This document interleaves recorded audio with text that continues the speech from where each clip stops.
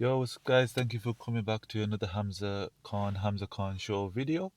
Um, just gonna get right into it because we've just come off an insane PLE with the Royal Rumble. I think all the predictions that I've made since the start of the year up until now have gone out the window. I thought that Braun Breaker was gonna win. I thought that Io Sky was going to win the Royal Rumble.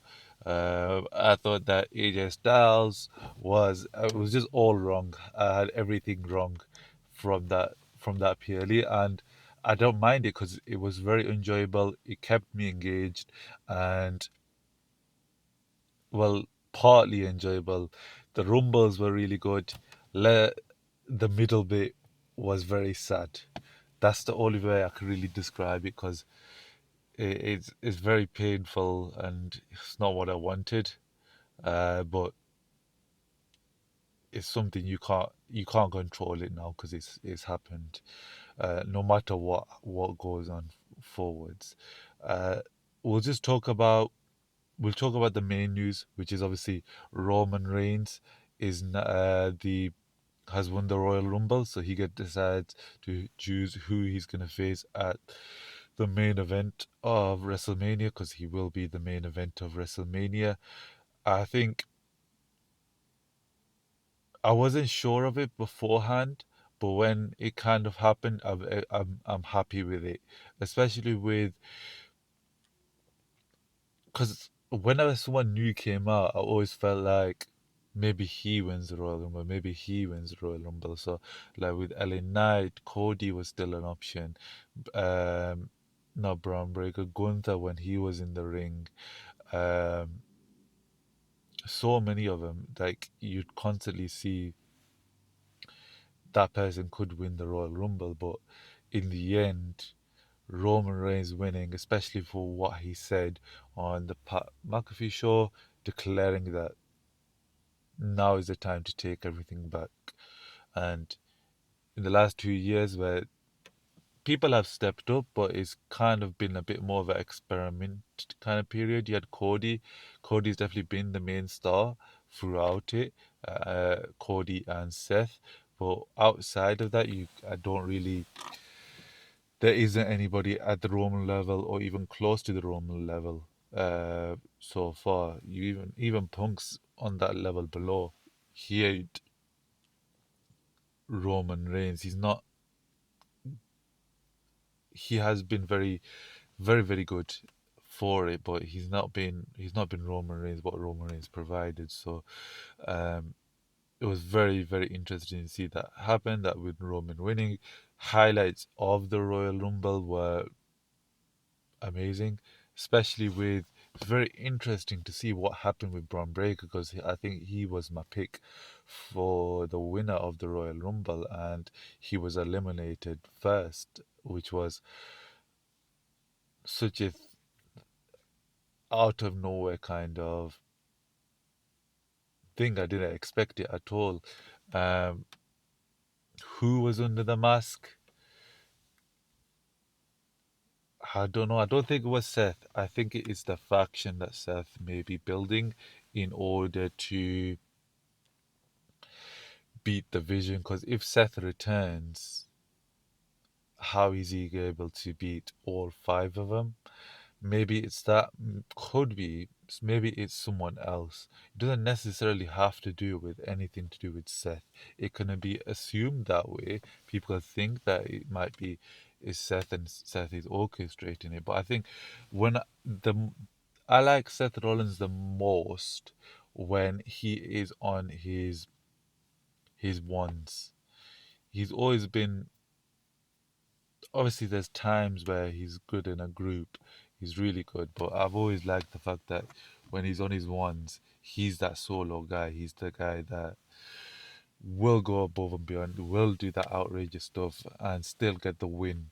He can be a heel on his own, he can be a babyface on his own. He doesn't need anybody around him, and he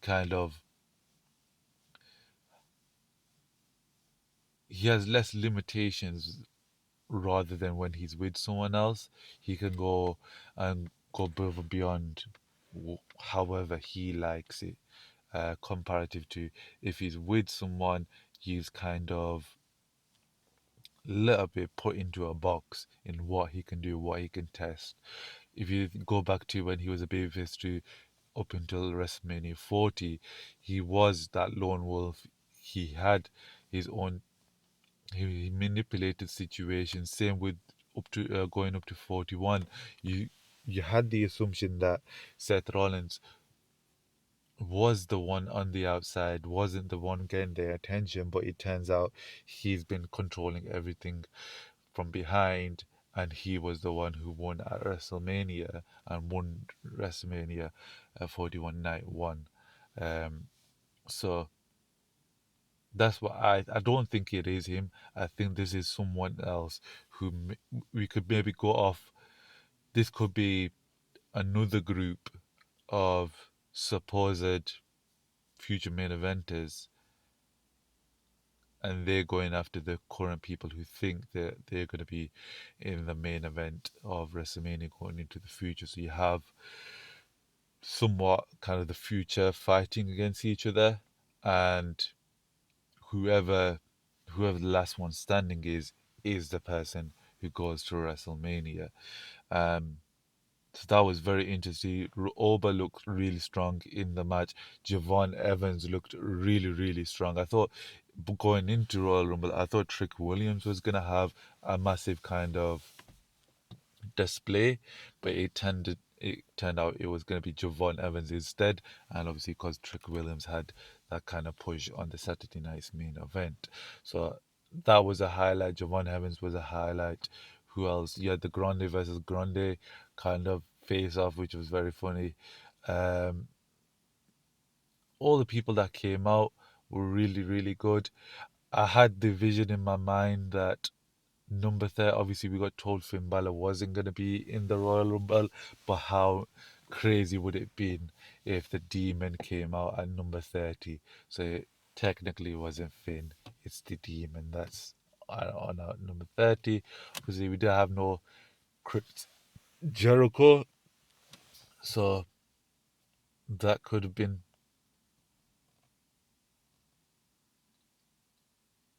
interesting to see, but he hasn't came back yet. I think maybe they're saving him for maybe a different time. Um, but overall, I really enjoyed the men's Royal Rumble. I like the ending where Logan's Royal Paul is always in the ending, man. I don't know why he's always there, but he was there, I guess. But I like the Cody and Randy interaction, and then Roman clearing house a little bit, and then it ending up with Gunther and Roman Reigns after Gunther eliminates uh, Randy Orton, which is maybe a stem for the future. Randy versus Gunther. That could be quite interesting. If that is the case, I would love Randy to go over and just push Gunther down a little bit, and then Gunther wins over Randy Orton, my opinion. But sorry.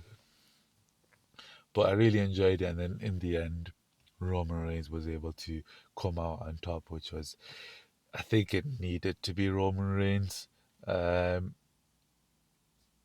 especially with what happened in the previous two matches you had. We'll talk about the Sami versus Drew match because that was a very one-sided affair. I didn't think that it would have been like that. Obviously, you had Sami do the jump out the ring. He's kind of hurt his back, and then Drew McIntyre capitalizes it throughout the match, which I thought was interesting. But I was also felt very bad for Sami Zayn. This was meant to be his moment. He had all the momentum going into Saturday night's main event. He wins over Montreal. His promo beforehand, his promo after Saturday night's main event, then going to the Royal Rumble, especially last night. You had Sami Zayn get taken out by Drew McIntyre um, with a claymore, and then this was meant to be. at least a fight between Sami Zayn and Drew McIntyre, but I think it was maybe just decided now is not the time for Sami Zayn, which is such a tease, such an annoyance because they really teased us that it would be, but it turns out it wasn't. Um, Off the back of that, we'll talk about the Women's Royal Rumble. I enjoyed it overall, very good. Uh, Experience. I think it was kind of predicted that by a lot of people that Liv Morgan was gonna win, especially with what's happening on Raw. Brie Bella got a massive, massive pop. I didn't really know that Brie Bella was like that, but she got a really massive pop, and it made a really insane moment. Um, Io Sky, she was my pick to win it, and she got killed on the outside by Lash Legend, man. Flipping hell. I couldn't believe it. Um, but I would say I enjoyed that as well. It was a bit of a.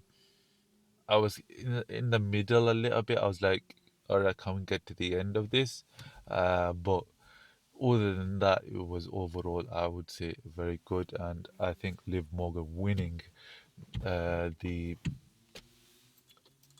the match was a good idea. Um, and then obviously the unfortunate news, obviously AJ Styles being retired by Gunther, which is so annoying, especially after he retired John Cena. It's like, come on, man. I would say I led with my heart last time as well. I said John Cena was gonna win. I led with my heart this time. I said AJ Styles is somehow he's gonna be able to overcome Gunther. He's not gonna lose this time. He's not gonna lose. He's gonna overcome it. Someone's gonna get involved. Some chicanery. Let's push this forwards. Why does AJ Styles have to leave? I think based on the podcast that I've listened to previously, it was kind of John Cena. That was his last match. So him tapping out at the end of the day there's nothing for John Cena going forward because he's already said that he's finished at that point. So him tapping out, that kills the whole character, that story arc. So at the end, finally he no longer has any more to go on. That's why he ended up tapping out. But in with AJ Styles, especially with what happened after the match, where he clearly doesn't know what's happened. His experience did is his career finally, or is his career over? Because that wasn't what he wanted. He was looking towards that long farewell tour with matches against Cody Rhodes versus CM Punk again. Um, Whoever else he said that he mentioned that he would like to wrestle. But in fact, this was the end. And he took his gloves off, he was halfway through, then he puts it back on, and it was uncomfortable, especially with they did it brilliantly with how after Gunther won, he made AJ Styles go to sleep. His music did not come on straight away. It was just silence. Silence, shock, uncomfortable, and when eventually he stands up, because his arm raised, that's when his music hits, and that's when reality kind of sets in that AJ Styles has been retired. He's not chosen to be retired, he's been retired against his will, in a way, which is very sad that we'll never get to see another opportunity to see AJ Styles wrestle again, especially with so many people that he could have had feuds for with AJ Styles. I think I predicted him having a match against Leon Slater. You had Finn Balor, that could have been an amazing match. Um, so many others that you could have run it back with and would have made for amazing kind of TV. But you can't, it is what it is. I was listening to the Royal Rumble recap. What an interesting question I would have if I had the opportunity to ask Gunther a question, say that character of Gunther. An interesting question would be: was it worth retiring AJ Styles? Because if he hadn't had that match with AJ Styles, he would have been fresh, he would have been ready to go, and the likeliness of him winning against Roman Reigns in the Royal Rumble would have been 10 times the fact.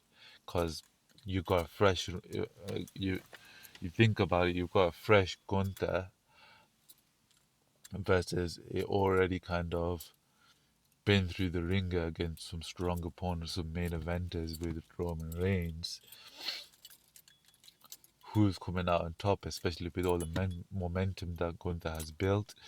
Um, More than likely, I think it would have been accepted by everybody that Gunther would have won that. Um, so that would have been a very interesting, if you were going to ask a question to that character, was it worth it? And if I'm thinking about the character Gunther or the person Gunther, I think he doesn't care. He's happy that he got AJ Styles out of the WWE,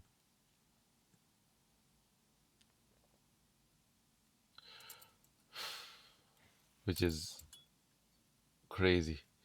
Um, that's how the show ended. Overall, I thought it was a good PLE. Um, Very longer than I thought it would be. I didn't expect it to be 4 hours long. The crowd was really amazing. The crowd really pumped it up. I think it did look like there wasn't anybody there, but I think because of the lighting and how they've kind of built it, it just didn't look like people were there. And I think maybe people came late as well at the end of the show. But that is going to be the end of the video. Leave a like if it was good, leave a dislike if it was bad, and peace.